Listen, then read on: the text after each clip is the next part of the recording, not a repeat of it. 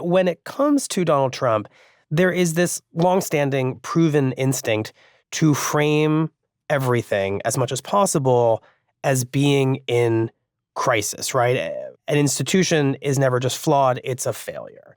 There's not just waste in the government, it's corruption. And it would seem that that framework, which in many cases leads to a rewriting of a history, then justifies the depth and sweep of the changes that he wants to make. That's at least how I have been thinking about this concept of rewriting history. I'm curious what you all think.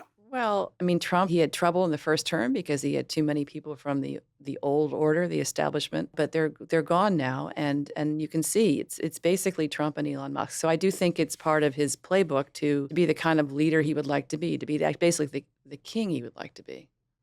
I think that's right. And, an effort to shape perception, too. When you're flooding the zone with false statements in the case of Ukraine, it also allows you to then shape the perception for your base for actions to come as well. I do think you're onto something, and it makes me think as well about how he likes to invoke emergency power and declare there's an emergency, whether or not the facts on the ground might be realistically described that way. We have an emergency on the border, so I can spend all this money on a border wall that Congress didn't appropriate. It's sort of like rhetorically creating the situation that then allows extraordinary action. Yeah, that's right. Would be a theme that unites all of this.